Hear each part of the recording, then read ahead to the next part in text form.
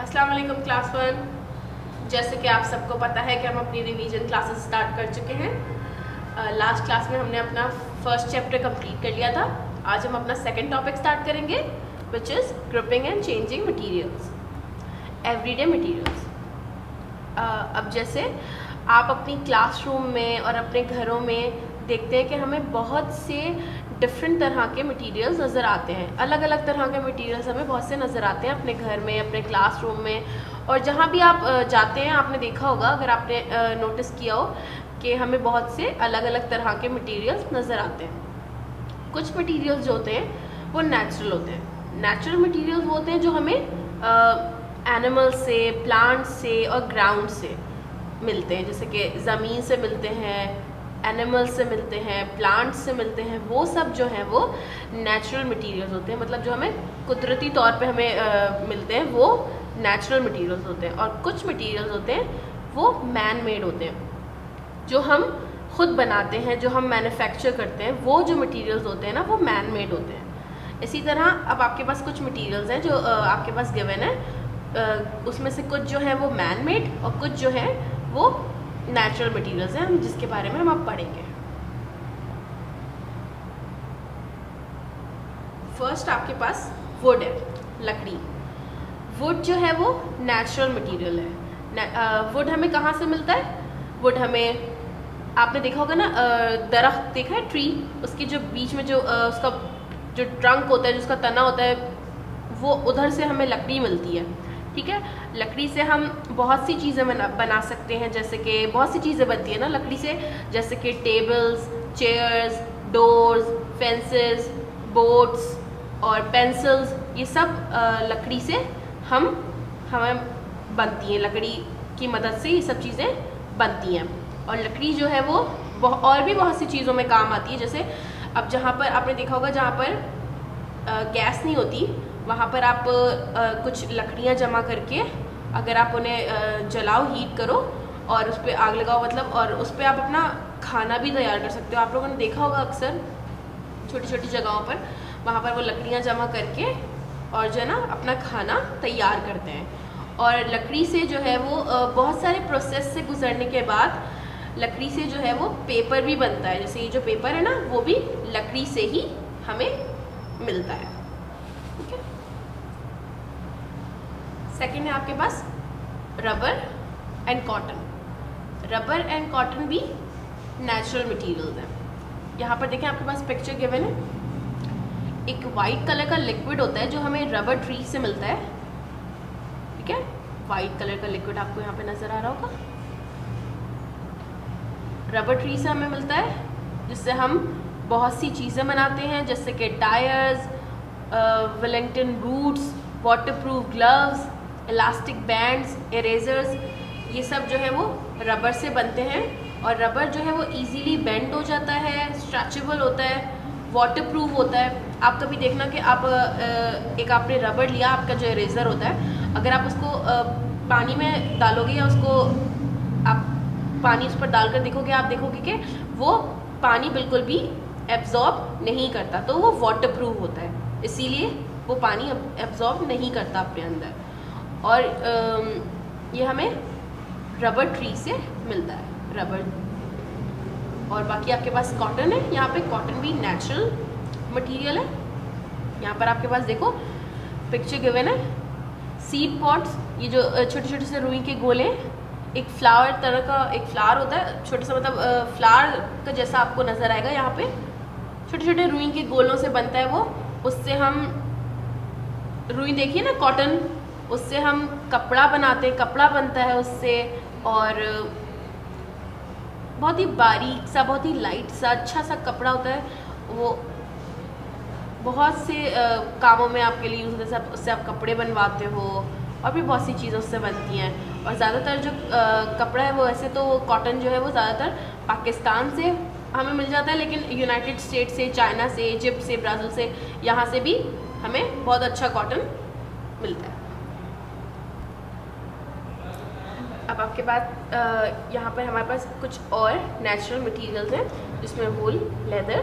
ठीक है, वूल जो है वो हमें एनिमल स्किन से मिलता है, शीप से मिलता है ज़्यादातर, जो मोस्टली जो हमें वूल मिलता है वो हमें ज़्यादातर शीप से मिलता है। ऊन जो होता है ना, उसको हम वूल को हम ऊन कहते हैं उर्दू में, और ज़्यादातर हमें वो शीप के स्किन से मिलता है। और भी बहुत से एनिमल से हमें वूल मिलता है, जैसे कि गोट, लामास, कैमल्स, और भी बहुत से एनिमल से हमें वूल मिलता है। वूल को काफ़ी सारे प्रोसेस से गुजरने के बाद फिर वो हमें उस फॉर्म में, वो थ्रेड की फॉर्म में नज़र आता है। जैसे उसको क्लीन करते हैं, उसको बुनते हैं, फिर उसका एक धागा बनता है जिसे वुलन थ्रेड कहते हैं।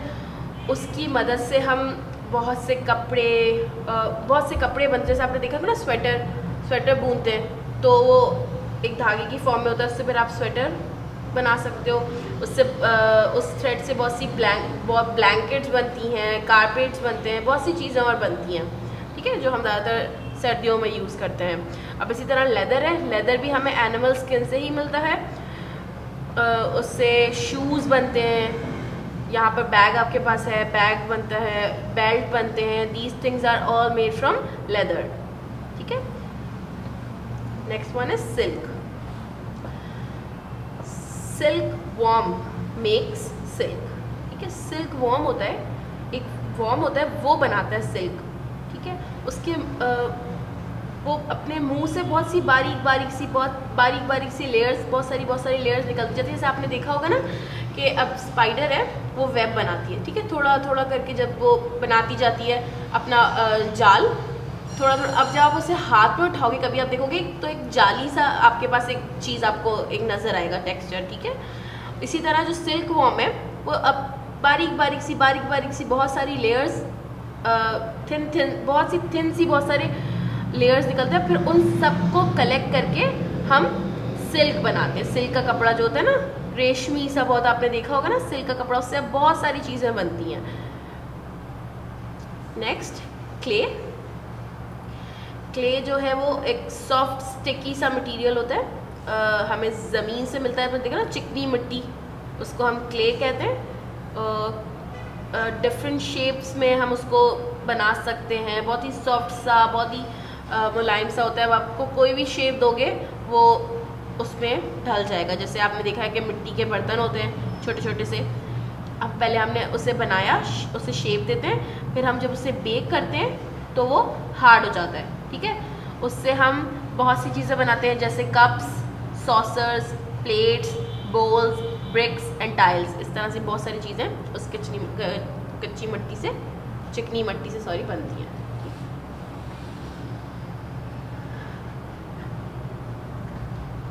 आयरन एंड स्टील, ठीक है। आयरन और स्टील जो है वो आयरन ओर से, कच्ची धात होती है ना, उससे बनता है। बहुत से प्रोसेस से, बहुत सी चीज़ों से गुजरने के बाद उसके बाद उसकी बहुत सी डिफरेंट चीज़ें बनती हैं। और हमें वो माइन से कानें होती है ना, सुना कोयले की कान होती है, इसी तरह हमें जो आयरन और स्टील जो है वो भी हमें नेचुरली ज़मीन से ही मिलता है। अब इसकी बहुत सी चीज़ें आप मतलब आपने देखी होंगी बनती हुई, जैसे कि नेल्स, कीलों को कहते हैं, ठीक है, screws, garden tools, cars, bicycles, और बहुत सी मशीन्स जो हैं वो आयरन और स्टील से बनती हैं, ठीक है। Heating and cooling materials.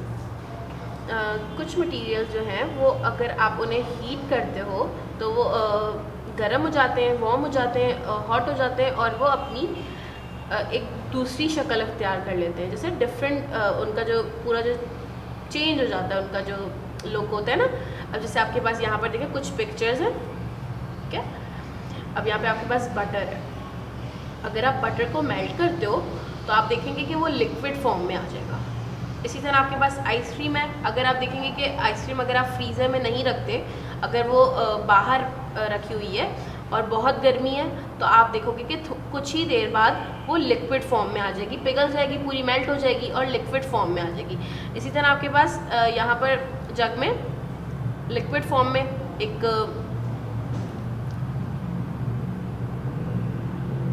Juice है, ठीक है। तो अगर आप उसे फ्रीज़ करोगे तो आप देखोगे कि वो हार्ड फॉर्म में आ जाएगा। और इसी तरह जैसे आपने देखा ना क्यूब्स, अगर आपके पास आप पानी को रखते हो फ्रिज में तो वो क्या होता है, फ्रीज हो जाता है। फ्रीजर में आप रखते हो तो आप देखा ना हार्ड फॉर्म में आ जाता है, फ्रीज हो जाता है। इसी तरह अगर आप इसे भी रखोगे तो वो फ्रीज हो जाएगा, ठीक है।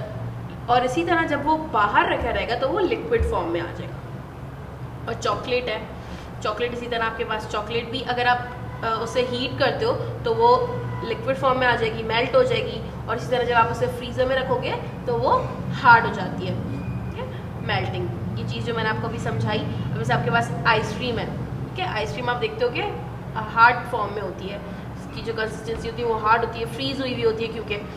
तो अगर आप बहुत गर्मी है, बहुत गर्म वेदर है और अगर आपने आइसक्रीम को बाहर रखा हुआ है तो आप देखेंगे कि कुछ ही देर बाद आइसक्रीम जो है वो पिघल कर मेल्ट होकर लिक्विड फॉर्म में आ जाएगी, ठीक है।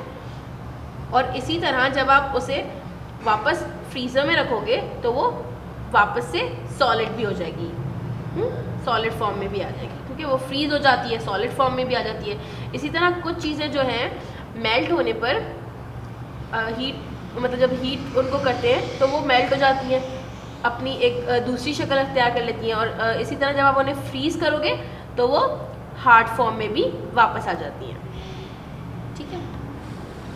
अब यहाँ पे चेंजिंग वाटर, अगर अब आपने जैसे देखा है कि पानी आपने देखा कि आप उसे फ्रीज़र में रखा आपने, ठीक है, क्यूब ट्रे में आपने उसे फ्रीज़र में रखा। तो जब आप उसे फ्रीज़ करके थोड़ी देर बाद, कुछ देर बाद आप उसे बाहर निकालोगे तो आप देखोगे कि आइस क्यूब्स बन जाएंगे, ठीक है, हार्ड फॉर्म में हो जाएगा। अब इसी तरह जब आप उसे मेल्ट करोगे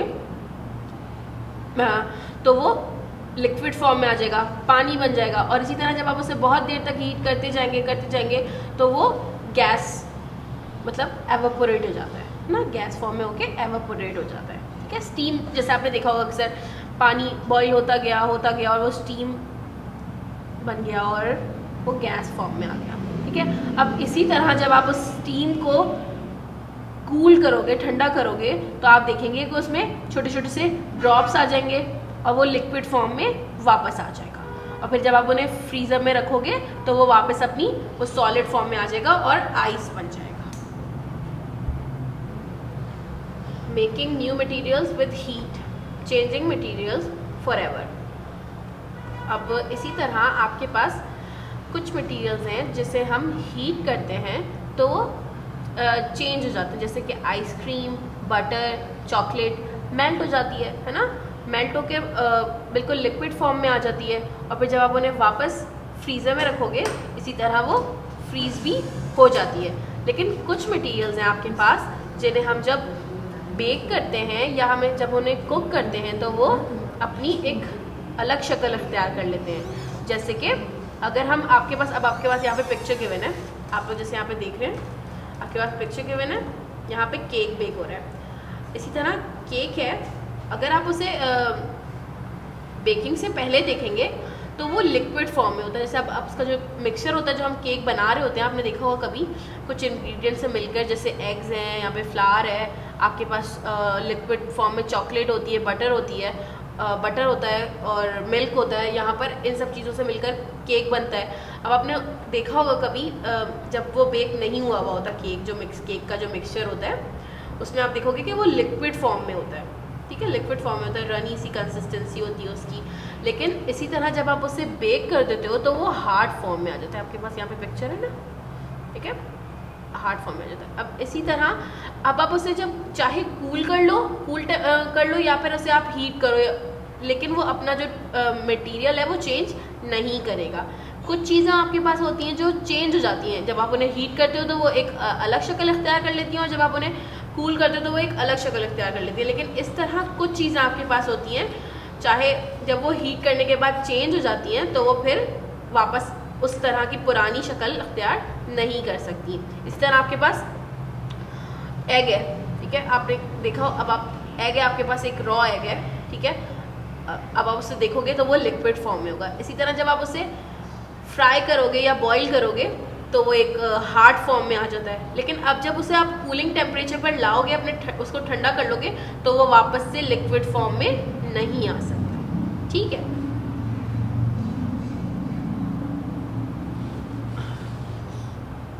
हीटिंग क्ले, अब इसी तरह मैंने आपको बताया था ना ये जो चिकनी मिट्टी होती है वो सॉफ्ट भी होती है, स्टिकी भी होती है, उसे हम इस तरह से, जैसे आपके पास पिक्चर है यहाँ पर, इसे ये एक शेप दे रहे हैं, पॉट बना रहे हैं। आपने देखे होंगे अक्सर मिट्टी के बर्तन होते हैं, हाँ मिट्टी के बर्तन, ये वही बना रहे हैं। तो जब इसे सॉफ्ट होती है, स्टिकी होती है, आप उसे इजीली अपने हाथों की मदद से कोई भी शेप दे सकते हैं। जब आप उसे एक शेप दे के जब आप उसे बेक कर लेते हो, वो बेक हो जाते हैं, फिर हार्ड हो जाते हैं।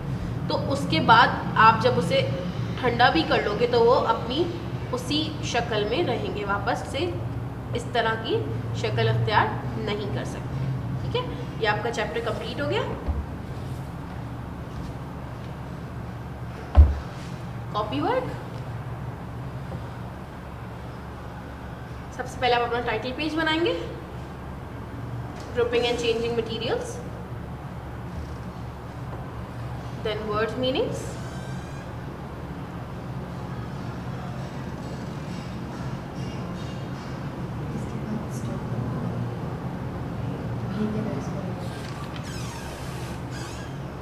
ठीक है। Question number 1, question number 2, question number 3, ये आपके आंसर्स हैं।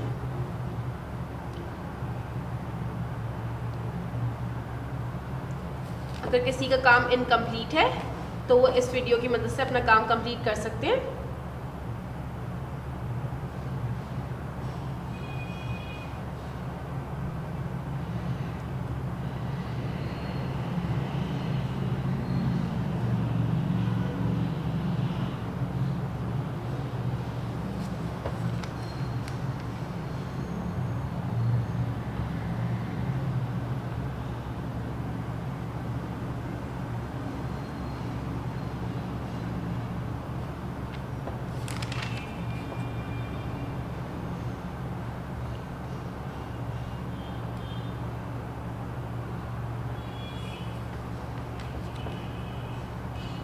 True and false. Number 1, 2, 3, 4, 5.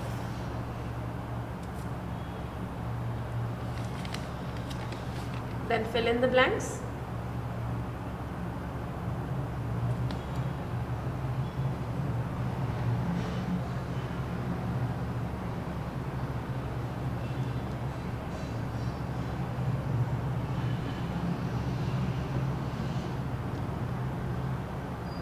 Now see you in the next class. Allah Hafiz.